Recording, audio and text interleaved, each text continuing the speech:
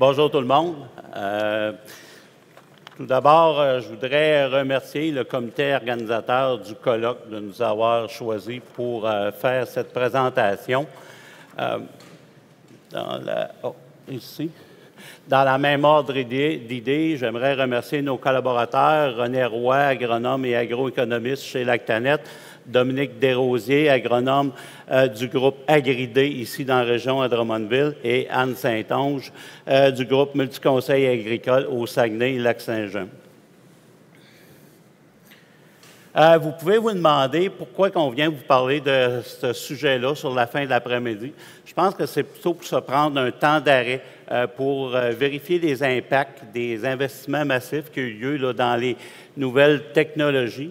Puis aussi, si le comité nous a demandé de bâtir une présentation de la sorte, je pense que c'est parce qu'il y avait un peu comme des inquiétudes au travers des intervenants à ce sujet.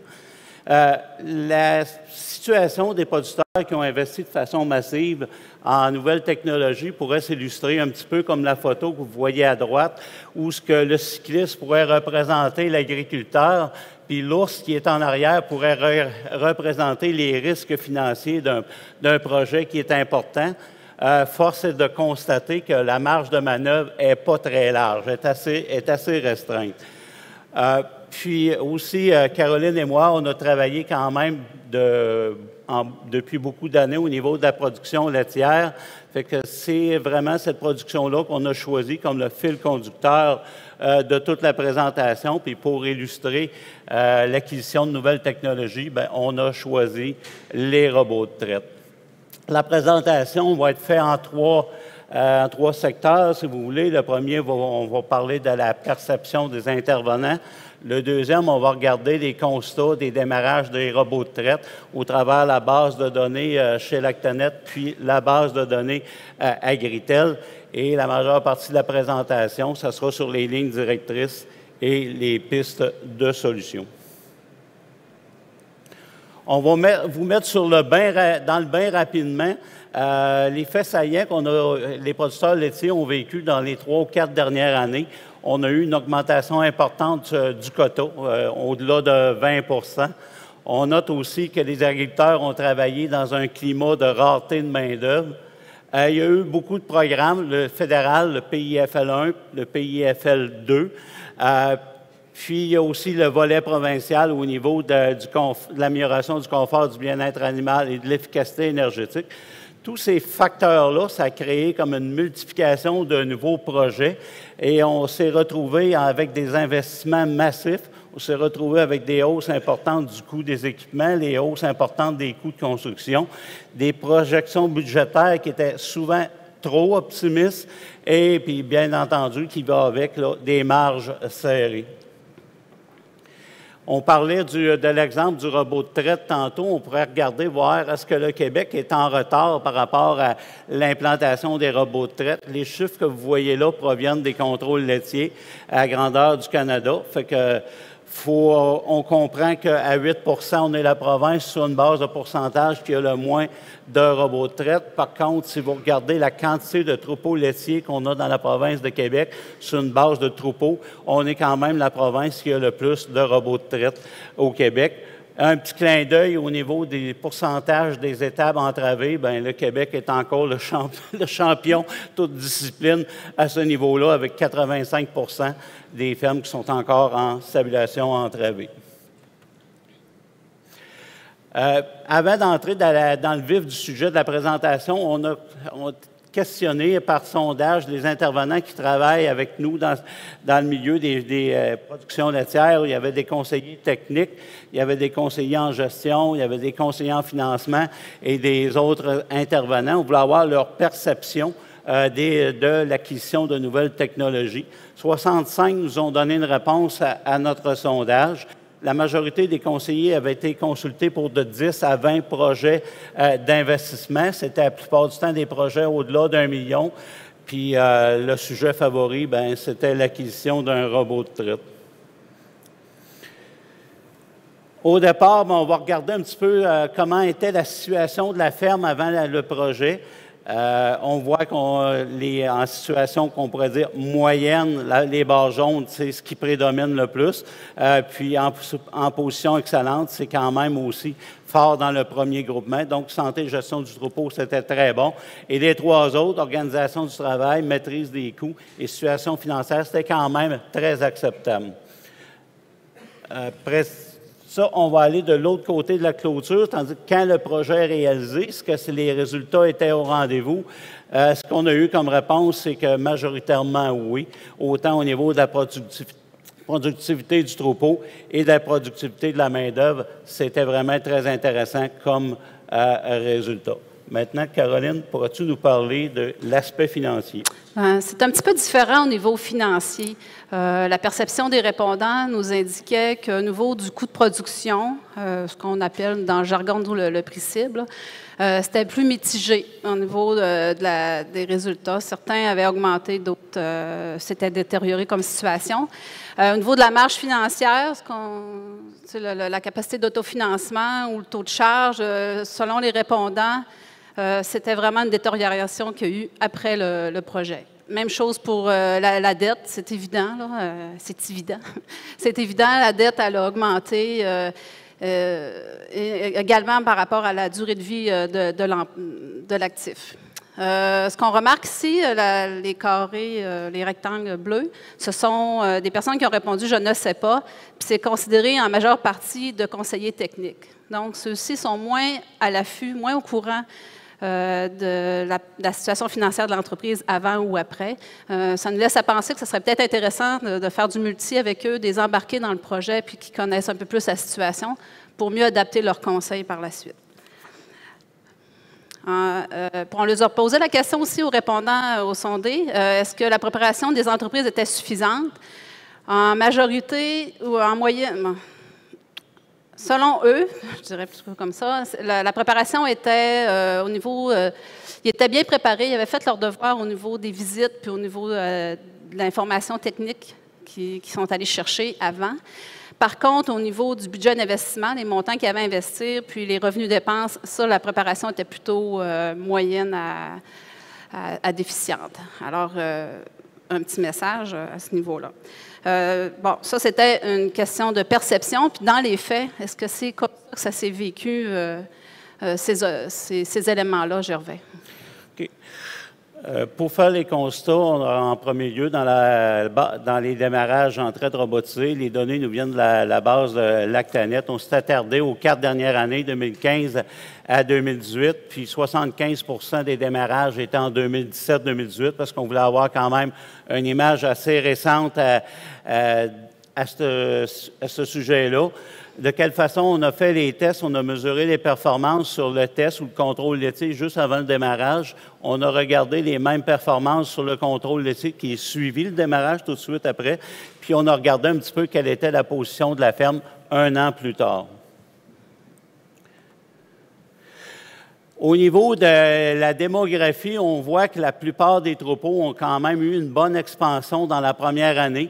On voit que l'expansion moyenne était de 15 vaches, environ 15 puis il y a le tiers des troupeaux qui ont eu une expansion de plus de 20 C'est sûr que les expansions les plus larges étaient les troupeaux qui avaient des projets avec 2 robots de traite. Si on regarde du côté à droite, au niveau de la productivité, on s'est servi du lait corrigé pour mesurer la productivité. La moyenne des 44 entreprises avant projet était à 36,2 kilos. Après le projet, on est tombé à 34 kilos. Et un an après le démarrage des robots, on est remonté à 36,8 kilos, soit 0,6 kilos de plus que le point de départ. Ces résultats-là, c'est un peu ma déception de la compilation des données que j'ai faites dans la base de Lactanet. On avait fait un projet avec AgriNova en 2017 pour exactement le même exercice. On avait mesuré 1,9 kg entre le contrôle avant et après le démarrage. Puis je me disais, avec les machines que les manufacturiers nous emmènent depuis quelques années, sont beaucoup plus performantes. Les intervenants qui travaillent ou qui gravitent autour des producteurs laitiers qui vont migrer vers la traite robotisée sont beaucoup mieux formés, sont beaucoup plus à fine pointe des connaissances. On devrait améliorer ce score-là Bien, force de reconnaître que ce n'est pas le cas. Ça a même empiré un petit peu. Pour vous illustrer un peu les chiffres qu'on avait dans la diapo d'avant sur une base de graphique, vous voyez la courbe qui est en bleu, c'est la moyenne des 44 entreprises. La courbe qui est en vert, c'est le groupe, le 20 que ça a le mieux été, le plus 20 Et la courbe qui est en rouge, bien, c'est un peu l'envers de la médaille. C'est le groupe 20 de fin, ceux-là qui ont éprouvé le plus de difficultés. Si je retourne à la courbe en bleu, bien, on la voit, elle baisse pendant les 2 premiers mois. On baisse de 2,2 kg. Puis après ça, bien, on est en position de récupération. Puis au bout de 12 mois, on est à 0,6 kg de plus que le point de départ. Les troupeaux qui ont les mieux performé, au démarrage, on perd quand même un petit peu de lait, environ 0,6 kg. Mais l'accélération ou la période de récupération est beaucoup plus rapide, puis de sorte qu'au bout d'un an, bien, on se retrouve avec pratiquement 6 kg de plus que la position qu'on avait au démarrage. Malheureusement, le groupe qui a moins bien été, la descente après le démarrage est beaucoup plus importante. On descend de 5,5 kg, puis la récupération était aussi beaucoup plus lente. Je me questionnais, je voulais voir qu'est-ce qu'il y avait en arrière de ça, entre ces kilos-là, comment on pouvait les transformer sur une base de dollars.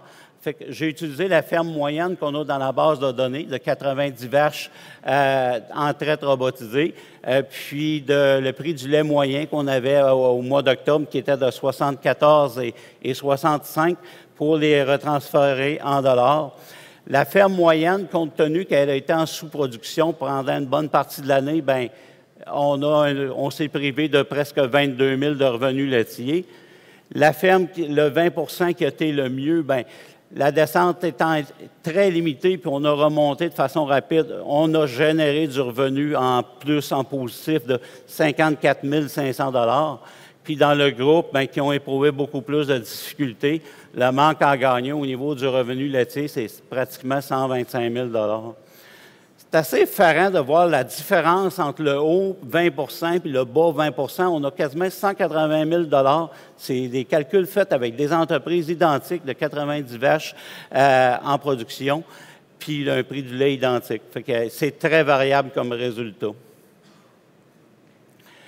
On continue au niveau des résultats qu'on a compilés, l'indice de transition. L'indice de transition chez Valacta, c'est un rapport qui est très important parce qu'il nous parle un petit peu du futur. On va regarder le succès de la période de transition, comment ça a été avec les vaches en préparation au vêlage, comment s'est fait les départs en lait. C'est à ça que nous sert ce rapport-là, cet indice-là. Si un troupeau ou une vache est à plus 500, c'est signe que dans les 12 mois suivants, la moyenne devrait s'améliorer de 500 kg. Si on regarde aux chiffres qu'on avait avant le démarrage, plus 250 kg, donc ces troupeaux-là étaient déjà en augmentation de production, de façon légère, mais quand même, on était en ascension. Un an après le démarrage, on est tombé à 578 kg, donc presque un 300 kg de plus. Fait que, de façon générale, l'indice de transition s'est augmenté, puis la production devrait augmenter aussi un peu. Si on va un petit peu plus loin au niveau des chiffres, il y a un quart des fermes que l'indice de transition a baissé pendant la première année au robot. Puis si je vais chercher le lait corrigé de ces fermes-là, c'était moins 3,8 kg. C'est-à-dire que quand on a une détérioration de l'indice de transition, c'est très lourd de conséquences au niveau de la production, puis probablement que c'est une cause ou une réponse à la non-performance qu'on avait dans le groupe précédent. Les CCS, de façon rapide, peu de changements avant et après le démarrage, une légère amélioration après un an. Petit point à noter, un quart des entreprises a monté de 100 000 sur le contrôle tout de suite après le démarrage. Fait qu'idéalement, on ne part pas un robot à 350 400 000. On essaie de partir un robot un petit peu plus bas. Ça, la CCS, c'est pour ceux qui ne sont pas du domaine Comptage des cellules somatiques. C'est la qualité du lait. La qualité du lait, exactement. Bon. Parfait. Dernier point, dans la base de données, on sait que les robots de traite Ça demande des moulées qui sont cubés, ça demande plus d'achats, moins de concentrés qui viennent de la ferme, puis souvent un peu plus de concentrés qui viennent du fabricant d'alimentation. Fait que la répercussion qu'on a au niveau des coûts de concentrés, un an après le démarrage, ben, c'est plus 2,40 $ l'hectolitre et 2,10 $ sur une base d'alimentation complète, c'est-à-dire fourrage et concentré. 2,40 $ pour les modèles que j'avais tantôt, pour 90 vaches, ça peut représenter environ 20 à 25 000 $ de plus. Fait qu'on va regarder les restes des constats au niveau de la base de données d'Agritel avec Caroline. C'est ça. Un de tes collègues, René Roy, nous a aidé à interroger la banque de données d'Agritel. On voulait voir l'évolution l'année avant puis les années après l'implantation des robots de traite. C'est sûr qu'on a des centaines d'entreprises dans cette banque de données-là, mais il fallait des entreprises qui avaient implanté des premiers robots de traite dans cette plage d'années-là et qu'on avait les données sur 7 ans aussi, là, ce qui a réduit un petit peu le nombre d'entreprises. Mais on va vous montrer quand même la tendance de qu'est-ce que ça donne. Et on s'est concentré sur les entreprises 2013 à 2015. Là. Puis en 2015, juste pour vous dire, il y en a une quinzaine d'entreprises. Alors, pour valider si la perception des conseillers dans notre sondage était vraie, on a utilisé des ratios. Nous, on utilise un ratio qui s'appelle le nombre de litres par UTP pour vérifier l'efficacité de la main-d'œuvre. Est-ce que ça s'est amélioré? Puis, si on peut voir ici la ligne bleue, qui est le groupe qui a implanté en 2013, dès 2014, on voit vraiment qu'il y a une augmentation du nombre de litres produits par personne. UTP, c'est à peu près 3000 heures de travail. Donc, le groupe témoin, c'est le groupe qui est en noir ici, en pointillé. Fait que pendant que le groupe témoin est resté assez stable dans sa productivité de la main-d'œuvre, on voit nettement que ceux qui ont implanté des robots de traite, ça s'est amélioré. Donc, c'est un fait qui s'est avéré.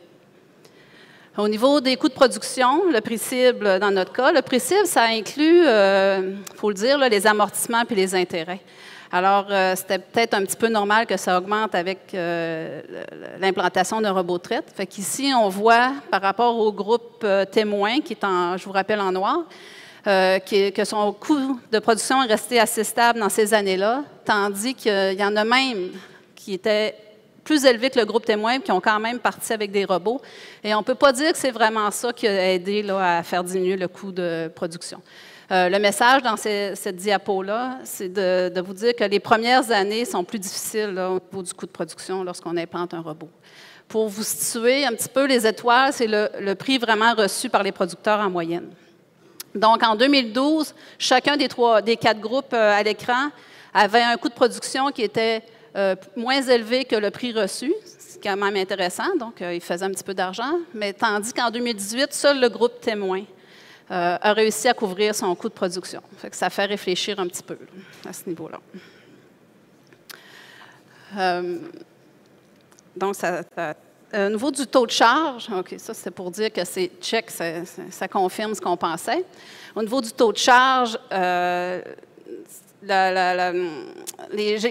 groupe en 2012 était assez centré autour de 58-60 %.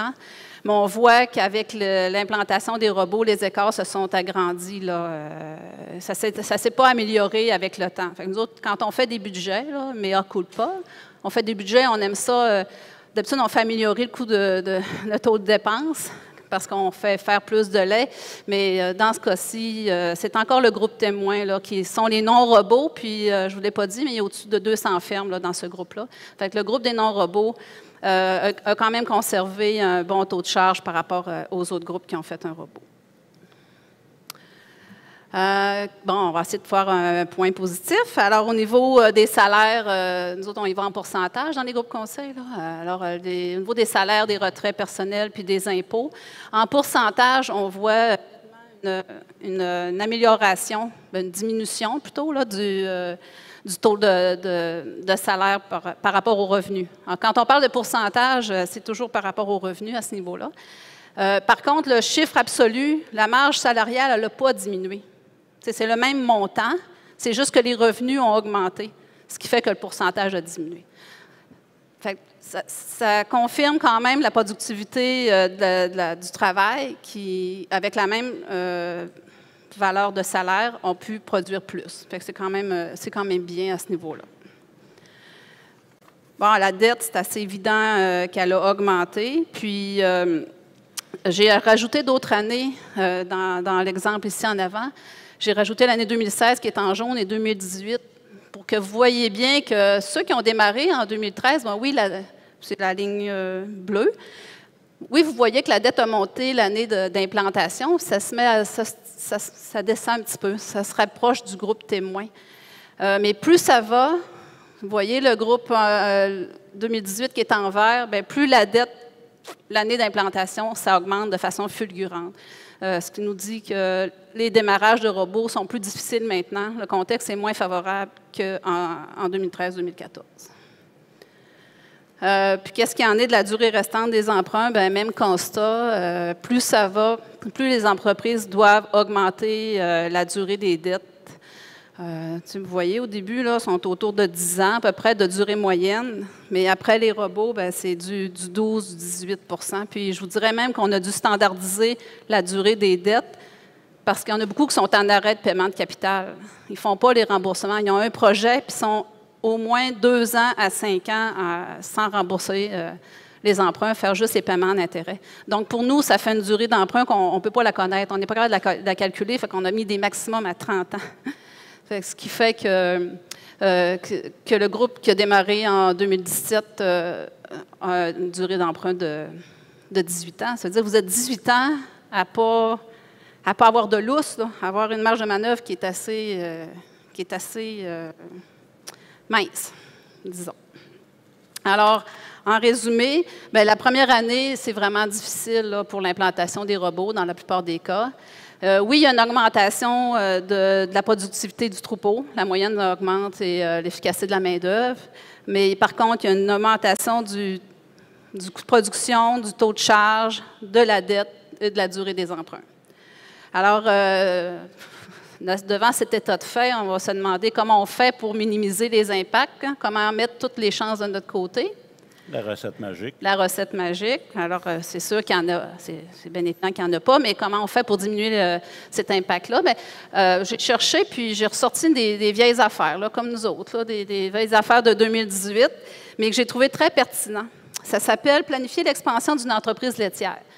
Bon, il n'y a pas juste des producteurs laitiers ici dans la salle ou des intervenants qui travaillent dans ce domaine-là, mais donc on pourrait dire que c'est planifier l'expansion d'un projet, mais pas juste l'expansion, planifier un projet tout court, là, ça serait un titre excellent. Puis je vous invite à consulter ce guide qui a été fait par Valacta dans le temps et Lactanet maintenant. Puis il est disponible sur le site du CRAC. Puis ça coûte gratis. Fait que je vous invite pas juste les producteurs à aller le voir. Puis moi-même, j'ai redécouvert ce guide-là. Puis ça m'a fait une réflexion comme quoi je ne prenais peut-être pas assez le temps encore, parce qu'on est pressé à cause de tous les programmes, je ne prenais peut-être pas assez le temps de voir toutes les étapes avec les producteurs. Fait que je vous invite fortement à le consulter. Vous voyez, il y a 4 grandes étapes qu'on va passer ensemble là, dans les prochaines diapos.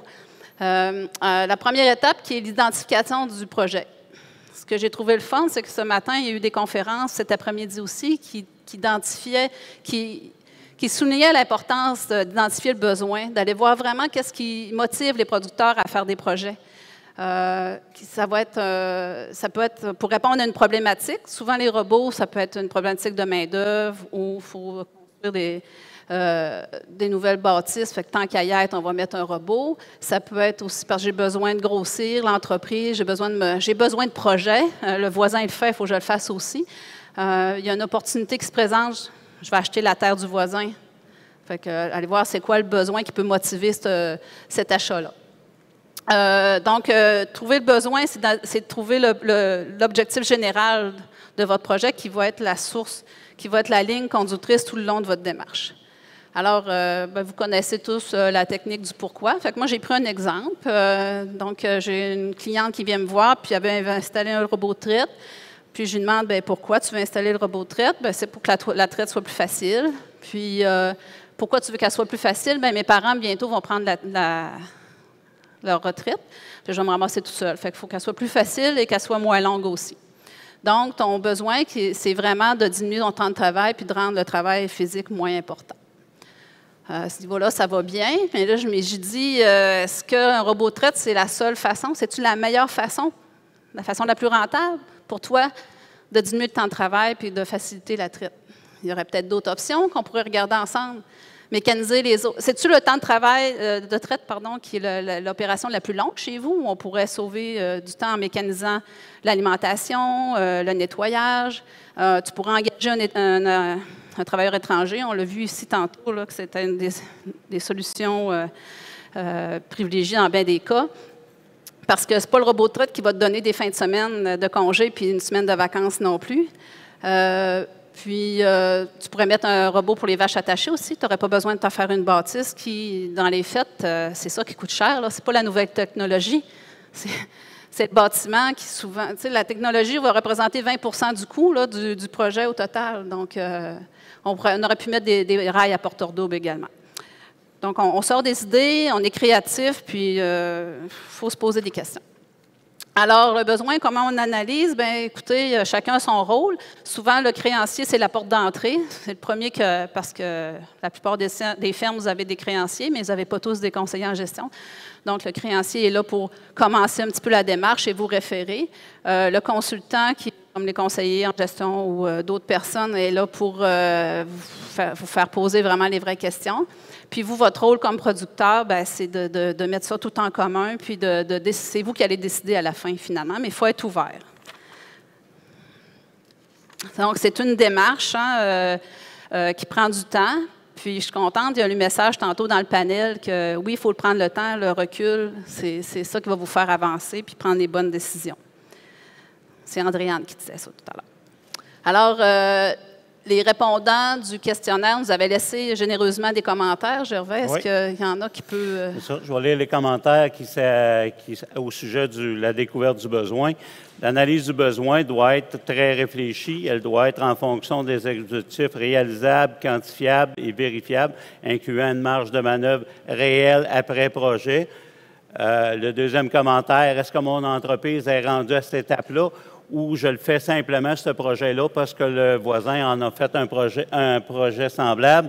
Il faut trouver la raison fondamentale de faire l'achat d'une nouvelle technologie, toujours dans le but de réduire ou de rester au même temps de travail et miser sur une marge de profit égale ou supérieure.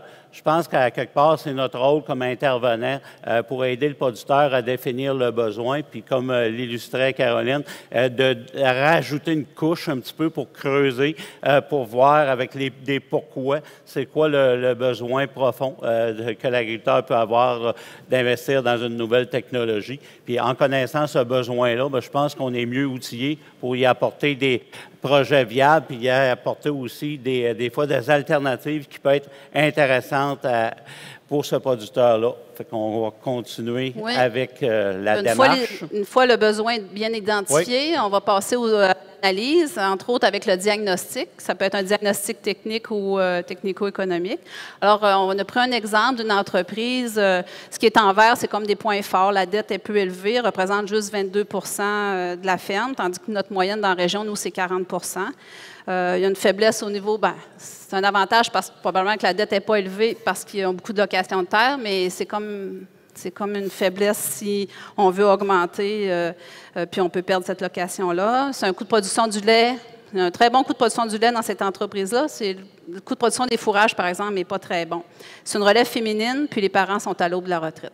Au niveau technique, est-ce que tu as vu des choses, toi? Oui, bien, au niveau du constat technique, la production de coton, on produit actuellement 62 kg de gras, mais on possède un quota de 68, donc il y a marge, on a une marge pour améliorer le revenu. La production est à 9 700 litres par vache, c'est très acceptable.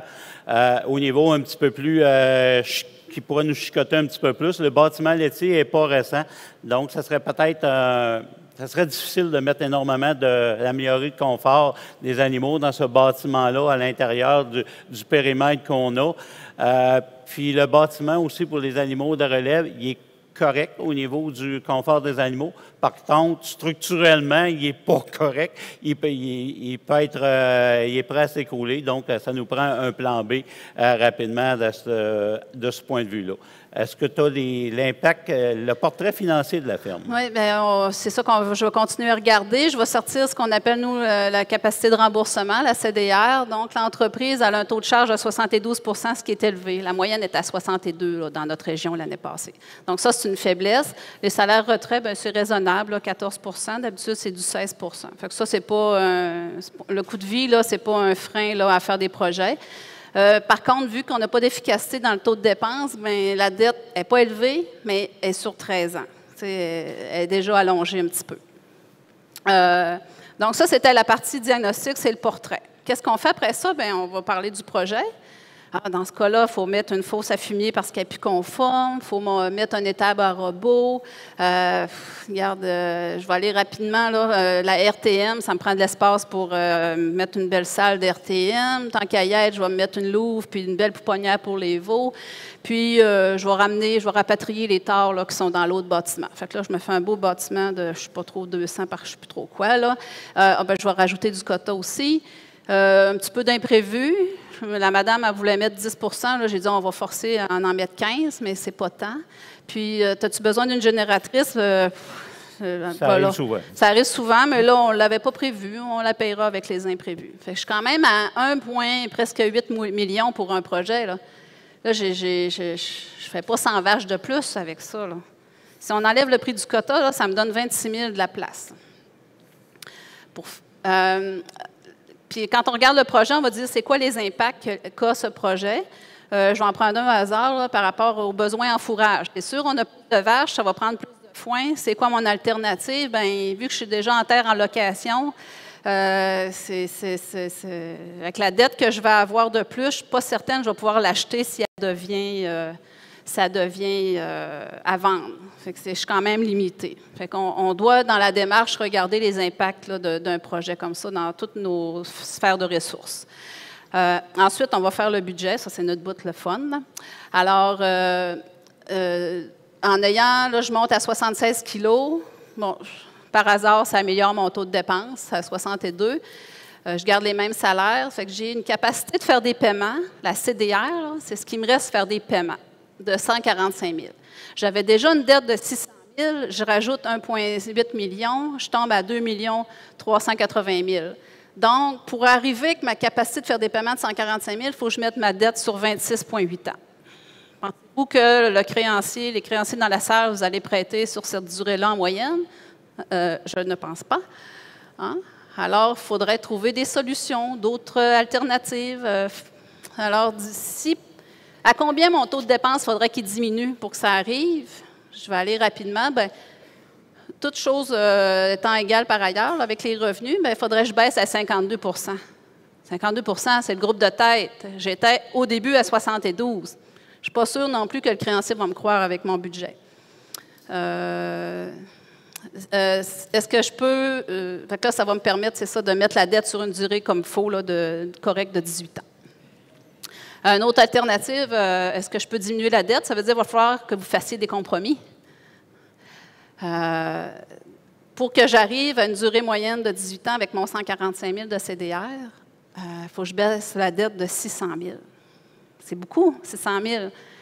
Peut-être que les torts ne rentreront pas dans ma bâtisse. Peut-être que je ne les élèverai plus pantoute. C'est là qu'il faut qu'on travaille fort avec les ingénieurs aussi. Les petits veaux dans la pouponnière, je pense que prochaine phase de projet, mais pas maintenant. Je n'ai pas la solution magique. C'est juste pour vous dire que ça va peut-être être une solution entre les deux, si on en trouve une. Est-ce qu'il y avait des commentaires à ce niveau-là? Oui, nos intervenants ont été généreux pour les commentaires à propos du budget. Faire attention au dépassement de coûts, éviter les temps caillettes qu'on appelle souvent.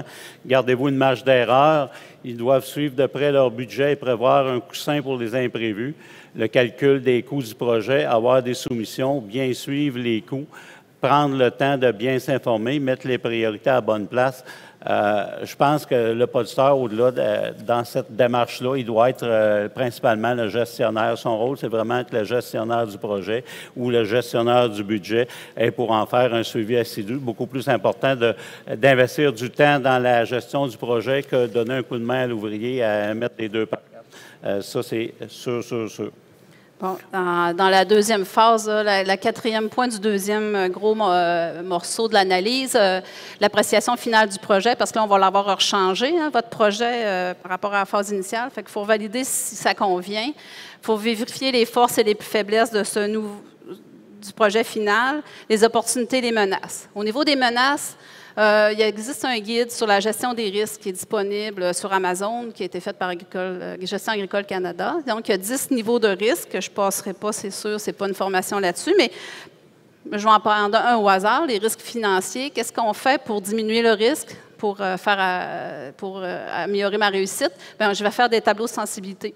Qu'est-ce qui arrive si mon taux d'intérêt augmente de 0,5 %? Qu'est-ce qui arrive si le prix du lait diminue de 5 l'hectolitre? Il faut que je fasse des scénarios comme ça. Des budgets aussi sur plusieurs années, parce que le quota, on ne pourra pas l'acheter tout dans une année. Donc, ça va être quoi la progression des revenus, des dépenses? Qu'est-ce qui va me manquer dans mon fonds de roulement pour pouvoir en parler avec les créanciers? Puis, effectivement, au niveau des dépassements de coûts de cette tension, on met plus du 20 à 25 là. Mon petit 15 ça ne sera pas assez. Un dernier commentaire des intervenants sur l'appréciation du budget. Les investissements en nouvelles technologies améliorent définitivement l'ensemble des opérations, mais la compréhension liée au financement est faible.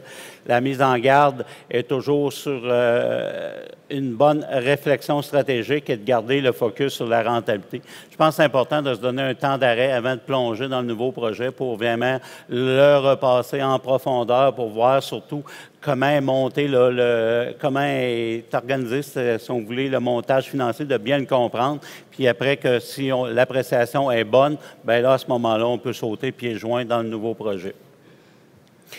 Les plans d'action, comment on peut faire pour diminuer les risques? On se prépare longtemps d'avance. On voit souvent dans les présentations, plan.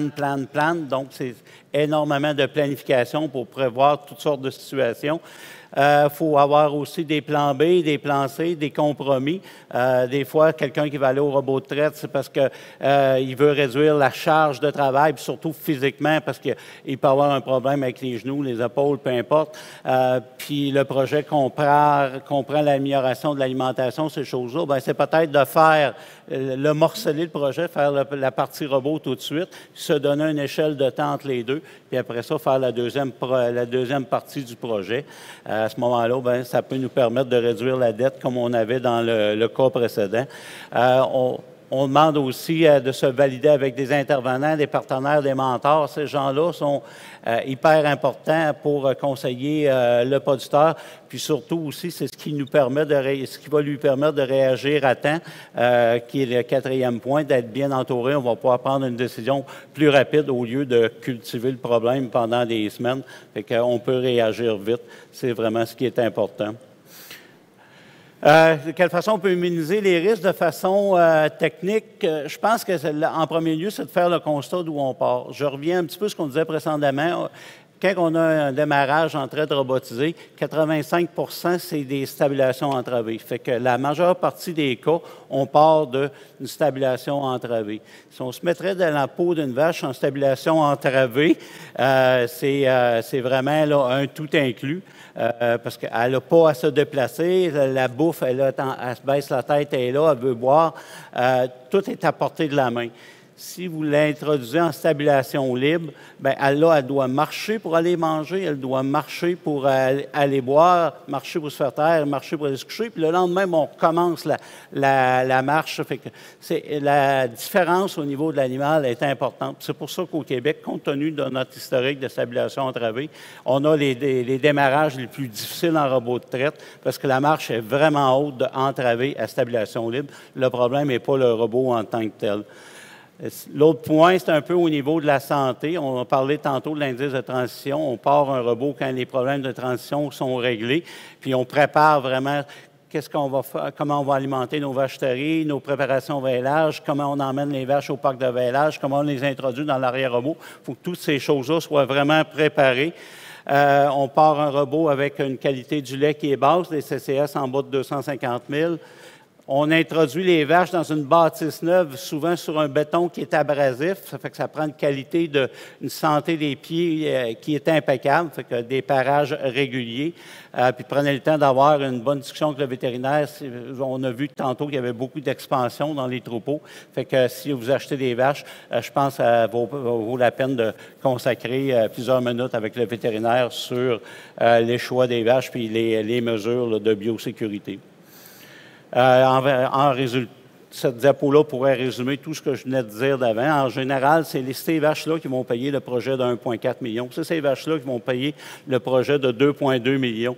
Le deuxième rôle que je dirais du propriétaire, c'est d'être gestionnaire du projet. Le deuxième rôle, c'est être gestionnaire de la capacité du revenu que ce troupeau-là a. C'est de garder la capacité de revenu la plus haute possible avant le démarrage. Alors, au niveau de la troisième étape, on est dans l'action, le plan d'action. C'est quoi un plan d'action? Bien, c'est là que vous allez décortiquer votre projet, puis qui fait quoi, quand, comment et pour quand. OK? Donc, l'important, ça va être aussi de vous rencontrer, votre équipe de travail, régulièrement pour faire le point, pour voir s'il y a des choses qui achoppent, qui bloquent, puis trouver des solutions rapidement. Ensuite, arrive la mise en œuvre et le suivi. Bon, dans le suivi, ça y est, on a démarré. Ce qui va urger un petit peu, on voit que c'est des gros montants financiers, ça va être d'augmenter leurs revenus. Pour augmenter leurs revenus en traite robotisée, la façon la plus simple, c'est d'augmenter la quantité de lait qui est produit par robot, viser 1800, 2000 kilos par robot si on est capable. Actuellement, la ferme moyenne en robot de traite au Québec, on a 47 vaches par robot, 27 de temps libre. Ça veut dire que les robots ne sont pas pleins. Fait que pour beaucoup d'entreprises, ça veut simplement dire d'ajouter des vaches pour augmenter, se rendre près de la capacité du robot. Ça va être la façon la plus rapide d'augmenter leurs revenus. Deuxième point, quand on monte en haut de 50 vaches, 50, 52 vaches, le facteur qui est le plus important sur la quantité de lait au robot, c'est la production de chacune des vaches. Fait que utiliser la régie, utiliser l'alimentation pour défier un petit peu plus la productivité des vaches. Et le troisième point, c'est vraiment l'efficacité des vaches au robot. Il faut vous dire qu'avant, vous aviez 7 ou 8 unités de traite, vous faisiez 2 traites par jour. Là, bien, vous allez au robot, vous avez une unité de traite, puis vous voulez que les vaches aient traite toutes 3 fois. Fait que on comprend facilement que le 24 heures de chacune des journées, ça devient une limite de temps. Fait qu'il faut travailler au niveau de l'efficacité des vaches, tant au niveau de la régie que de la sélection des vaches, pour avoir le plus possible de kilos de lait par minute d'utilisation des robots. Alors, la dernière étape, c'est l'évaluation. Notre projet est supposé être terminé, ça s'est bien passé. On évalue notre projet. C'est souvent l'étape qui est la plus négligée. Donc, vous êtes des entrepreneurs, vous pensez toujours au prochain projet, mais essayez donc de le finir comme il faut avant, puis de faire un post-mortem. Vérifier qu'est-ce qui a mal été, qui a bien été. Si il y a eu des de coûts, il va falloir se rasseoir avec le créancier pour voir comment on finance ça, si ce n'était pas inclus dans les imprévus. Puis, une fois que vous avez fait le tour de votre sujet, de votre projet, puis là, vous allez pouvoir relancer un autre processus de projet. Donc, en conclusion, plus le projet est gros, plus c'est risqué, c'est évident. Les premières années, surtout, c'est difficile. Puis, la réussite du projet va dépendre de votre niveau de planification, de préparation, soit définir votre besoin, l'analyser, pas tout seul, avec des conseillers, des mentors, peu importe. La partie de réalisation aussi, j'ai passé vite, mais qui est importante, et l'évaluation à la fin. Donc, nous, ce qu'on voit là, des entrepreneurs qui réussissent bien leur projet, c'est parce qu'ils ont une vitesse de réaction qui est rapide. Puis, ils sont aptes à identifier les problématiques puis les résoudre rapidement. C'est la clé du succès. Là, on a parlé du lait, mais ça existe aussi dans d'autres productions, là, de la nouvelle technologie. C'est même rendu dans les érablières là, avec les Smart Trek puis les évaporateurs électriques là, qui font presque tout le travail tout seul. En tout cas, il faut aller rapidement, mais c'est pour vous dire que ça concerne. Cette démarche-là s'applique à toutes les productions, c'est ce qu'on croit. Alors, merci à tout le monde de votre attention. Merci.